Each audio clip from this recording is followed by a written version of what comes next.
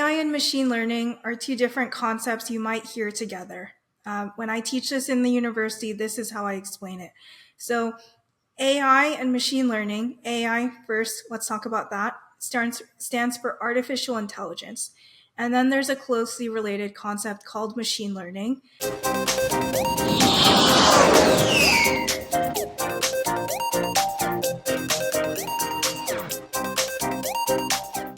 Welcome back to Tech4UsAll, the podcast that makes technology simple and approachable. Whether you're a tech novice, anxious about technology, or just hesitant to embrace it, we're here to show you how technology isn't as daunting as it may seem. Each episode that we do, we unpack everyday technologies with experts from around the world, breaking it all down into plain English to help you feel confident in control, so that anybody in your life that you know can learn from what we're talking about and embrace technology. I'm your host, Scott Saldinger, and I look forward to introducing you to great guests every single week. Today is no different. We have Dr. Anmol Agarwal with us. She is a cybersecurity and AI expert. Welcome, welcome, welcome. Thank you, Scott. Thank you for having me on your show. Absolutely. Let's start off with talking about your background in technology. Tell us about yourself. So I work in the industry as a senior security researcher, and we focus on securing emerging technology. I also have my own business on the side where I work to demystify technology for everyone. And that's exactly what we're going to talk about today, is not just so that those of us in technology know what technology is, but so that people like you, your parents, your cousins, your kids understand what technology is and why it's so important. So thank you so much again. Yeah, no, it's great to have you. I'd like to start off with just getting in, people's perspective and from their background. What are some of your thoughts and experiences on why people are hesitant to embrace technology and the changes we see in everyday life? Yeah, that's a really great question. I think the reason people are so scared of technology is one thing is we watch the movies, and what do we always see? We see like Terminator, AI is out to get us. That definitely doesn't help. Or, we see technology and it's really hard to understand it. When I first saw Zelle on like Bank of America and they announced that they were going to have this chatbot, I was immediately scared. Like, do I really want to use a chatbot when I'm doing banking? Do I really want to do that?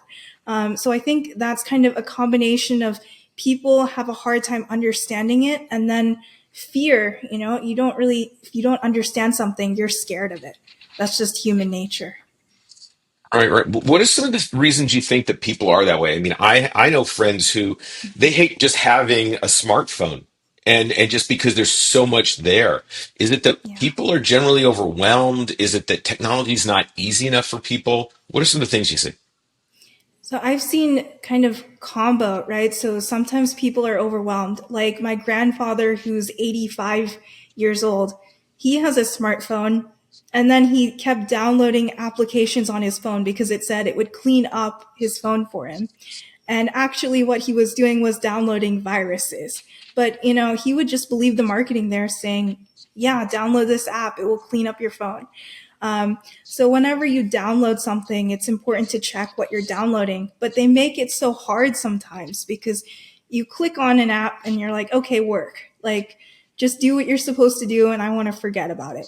So it's overwhelming because it's just so much out there. And then I think a lot of applications are really hard for people to use.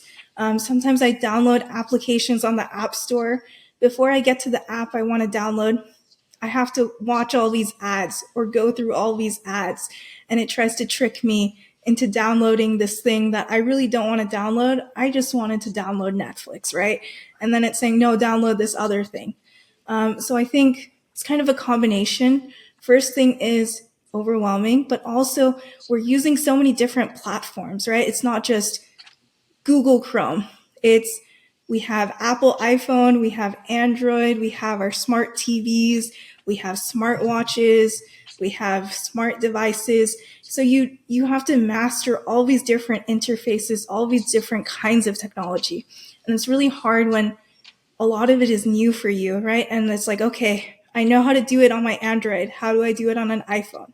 That's kind of a challenge people have when they switch. I know how to do it on my Windows PC, but how do I do it on a Mac? So I think that's the challenge we have in the technology space is how do we make every platform, every software, every technology easy for people to understand. So it's not like, oh, I have to memorize all these steps before I can use the next big thing. Yeah, no, for sure. I mean, it's crazy how I think was it Star Trek, everything is universal, right? Every computer is all the same. Whereas we have so many different ones here, and like, just trying to teach someone the difference between using an Apple TV and a Roku can be a challenge. Conceptually, very similar.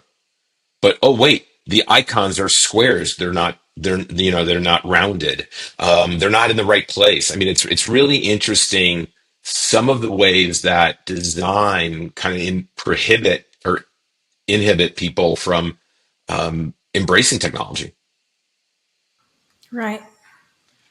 Yeah, for sure. I mean, it's really if only there was one platform out there. Yeah, I mean, I was so happy that now iPhone 16 has USB-C charging. So I was just so happy. Like, I only have one charger for most of my devices now, instead of, carrying all these dongles and all these different things to charge my different devices. So it'd be nice if we could do that with design too. Yeah, yeah. I think design has a lot to do with it being Yeah, daunting for people, right? And that again with everything that they hear. You go to think about AI and Terminator. That's the first thing that comes to so many people's mind, especially since those original movies came out, many years ago, and now those are individuals who are kind of thrust into an age of having to use technology, but didn't necessarily grow up with it. right. Yeah. So you picked a technology discussion for today that I'm really interested in. I think is going to be very valuable to you. Tell everybody what you want to talk about, and then let's break it down into English so that people aren't scared of it. People embrace it. So I want to talk about AI and machine learning because I think we're talking a lot about AI now. So let's break it down. Perfect. Let's go for it. Start at the top. Take me with you. Okay, so AI and machine learning are two different concepts you might hear together. When I teach this in the university, this is how I explain it. So AI and machine learning, AI first, let's talk about that, stands for artificial intelligence. And then there's a closely related concept called machine learning. So, first thing, let's just back up and realize that AI and machine learning are for data. And typically, when we talk about data, it's with computers, different gadgets like that. And they're all different machines, right? So that's how machine learning comes. That's why it was named machine learning. So machine learning is saying, I'm a machine and I'm learning different things. So if I am a computer and I'm learning different things, what I'm learning about is data. So machine learning is learning data. And when I learn data, I try to see different patterns in the data. So that's machine learning. And AI, or artificial intelligence, if you think of the Terminator example, I mean, at the end, AI is like a machine. So, in order for AI to work, you need machine learning. It needs a way to work, it needs a way to learn. So, AI is using machine learning to, again, learn patterns, to learn types of data. So, with me so far? Yeah, yeah. Let me Yeah. ask you. So, if can I think of machine learning kind of like being an infant, a little baby sitting on the Mhm. floor in a room, and I'm looking around at my toys, what's on the wall, and I'm taking in the visual information and it's starting to make sense in my head and I start to find correlation. Is that very similar to what machine learning is? It is kind of like that, except maybe like a Roomba robot might be a better example Oh, okay. because you're not like an infant. As humans, we're actually more powerful than machines because when we look at something, right, a picture tells us 1,000 words. But with machines, they don't see the 1,000 words that we see in a picture. They see pixels. So when you start your Roomba robot, which is just, the vacuum robot that you just press a button and it starts going, and sometimes it bumps into objects. And now Roomba robots have a way they can map out your home, so you can teach it that, okay, here's a chair, don't bump into this chair, don't bump into my dining table. So that's how it learns. Is it says, okay, I have this data and I'm learning, like, okay, if I do this, I'm going to bump into the chair, so maybe next time I won't do that. So that's kind of an example of machine learning. And does it all come down to how much information it has? I mean, does machine learning and AI have this infinite opportunity for all the information in the world, or is it kind of held to just what it's given?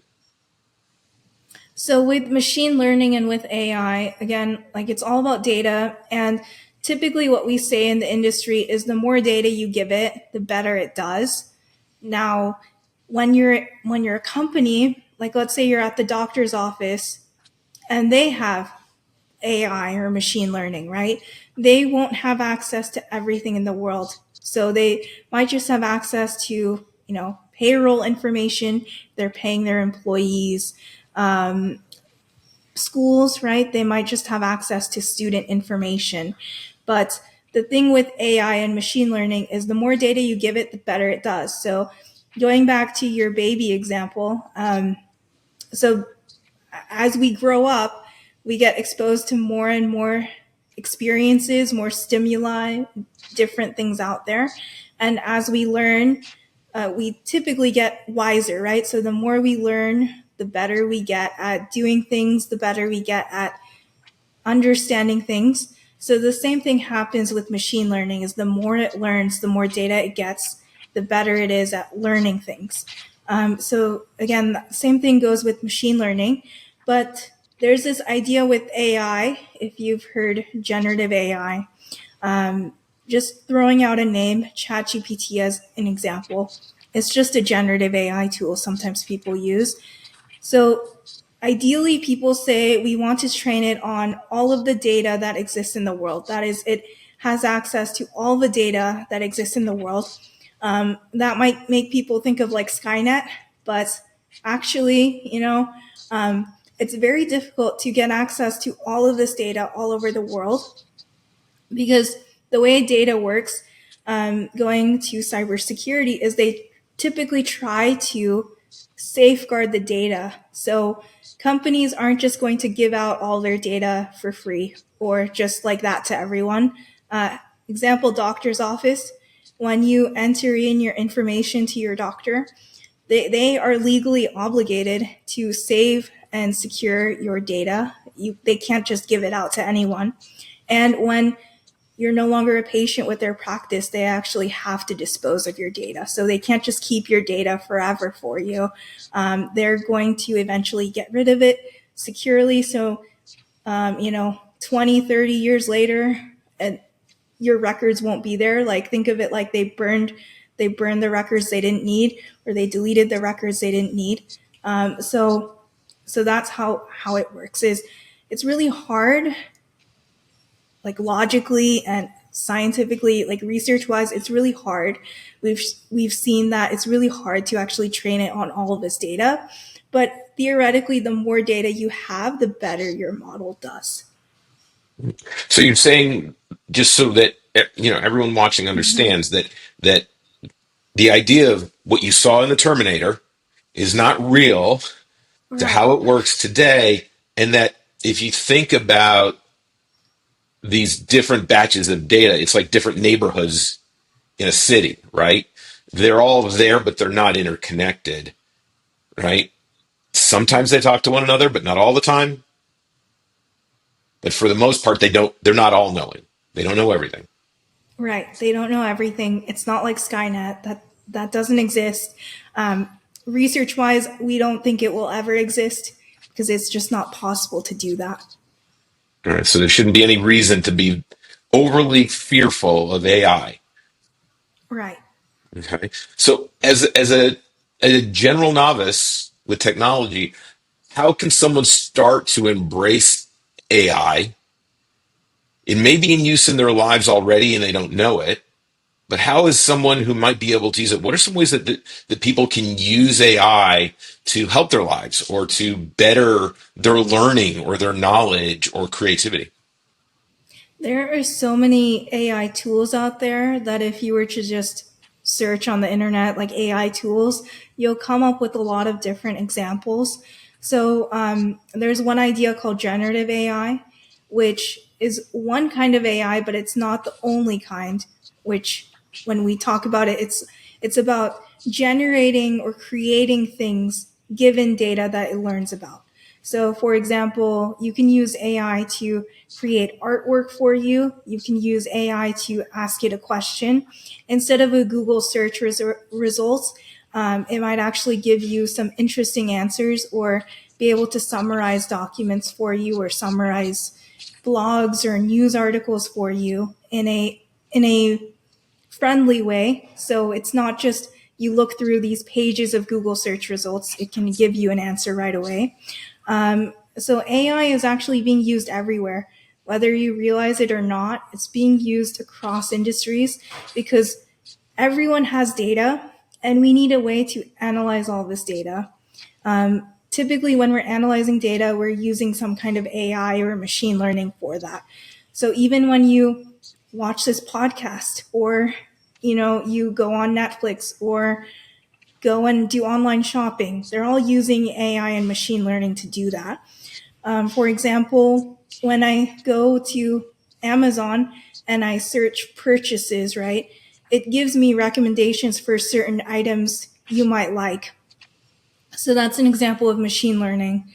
Same thing with Google or any internet search results. So we are using AI and machine learning. It's just now with generative AI and all these different tools, it's just a lot easier for us to do so.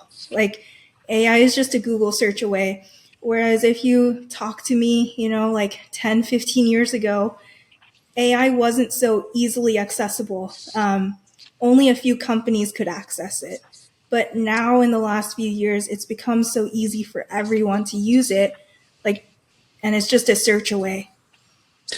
What are some ways that if I, as a general layperson, have heard about AI, I have a little bit of interest, but I don't know what to do or how to make it work for like what's a great way to just start to kind of dip your toe in the water with it? Yeah, that's a really great question. So, well, with AI, we have generative AI. So I would just search like AI tools. And then there are so many generative AI tools out there for creating artwork or any any audio that you might be interested in. And then I think online courses are a really good resource. So if you go on Coursera or YouTube or any online course, they have videos teaching you that. And then AI and machine learning, if you're interested in diving deeper into the technology and actually programming and making your own functions or your own technology, let's just say, you're a bit of a hacker and you just want to get something to work, then I recommend learning Python, which is a type of programming language, not the snake. And you search Python, and it's just a Python programming language. They have so many YouTube tutorials. Coursera is a really good resource. It's just spelled like course and then RA, free resource for you. And just I would recommend, taking one course, just start with one course and it walks you through all the steps you need to know. Then if you're really interested, you could take a course at a university or try to do your own project and then just Let's show talk, it off to your friends. Yeah. yeah, let's talk about a project. I mean, what are some ways that if I'm just an average everyday person, right? Mhm. And I'm okay with technology, I'm like, great. Like, what are some interesting little projects that I, as a novice, could do to help get me more comfortable using AI in any way? Yeah, I mean, great question. So I think the way you could start is just generative AI tools like ChatGPT. You can ask it questions. Let's say you're an avid podcast watcher, you're watching this podcast and others, and you want to compare and contrast episodes maybe. Like you're watching this one and you're watching a cybersecurity one, and you're watching an AI one. And then you could say, okay, summarize this episode and compare it with another episode I just watched. And then it would give you an answer. You can also use a tool called Notebook LM from Google, and I can provide you the link later, and you can put it in the show notes. But it's a free tool from Google, and they create your own AI podcast using Google tools, and so you can basically put the transcript of this episode in or other episodes, and you could say, okay, create a new podcast based on all these episodes I watched.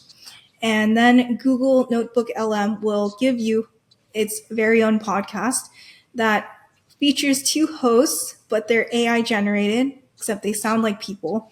And they will actually summarize these episodes and then give you their very own podcast. So I think those are some projects that you might want to try. So that sounds really interesting. And yes, we'll include that in the show notes. Let me make sure I'm understanding what you're saying about AI. Number one, there's no need to fear it. Number two, it can actually bring creativity into your life. Number three, it can teach you things you may not have ever been able to learn before. Are those really good three good takeaways from AI? Right. Yes. So AI can be your friend, not your enemy. Yeah. Excellent, excellent. Um, how do you think embracing AI, because it moves so quickly, right? Faster than almost anything we've seen in a vast number of years. What are some of the things that you think that AI is going to do to improve people's lives over time? I think it's going to help people because I mean it's already been helping people with all the different tools we're using, and I think now that it's accessible for everyone, it's just going to accelerate innovation and create more creativity.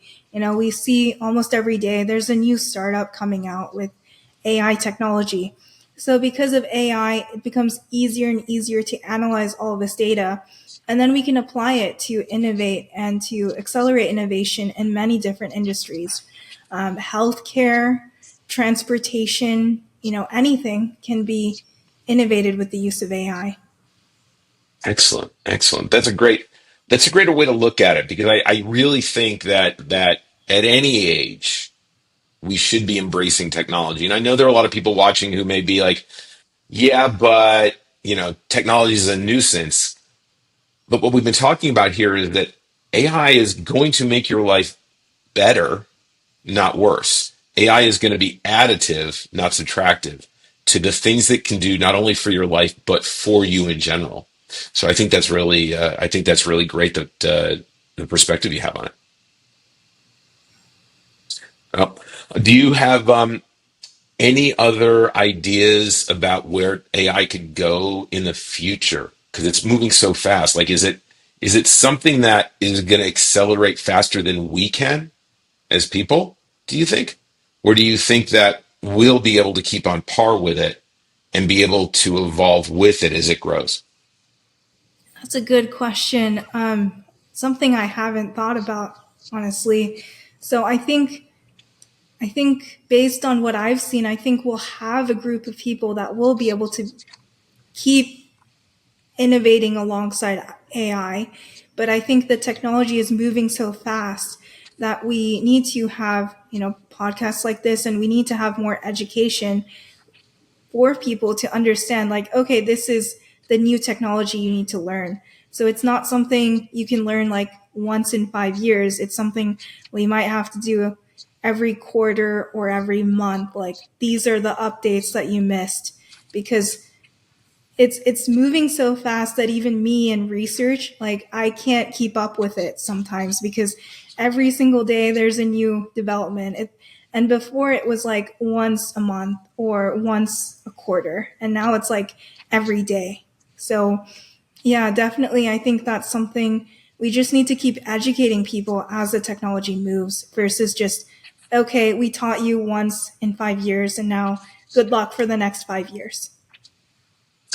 We need to be constantly learning, and I think constant Right. learning keeps us from being afraid of trying things because we're better at embracing them. So, Amal, I appreciate you spending time with us. Everybody, there are going to be links down in the notes. If you found the information for today helpful, please share this with people that you think might be able to benefit from learning a little bit about AI and maybe getting over some fear and anxiety that they have in experimenting with it. Thank you so much for joining us. Please subscribe, share, ring the bell, help us grow. We're here to bring technology for us all. So thank you for joining us. It's good to see you. Bye bye.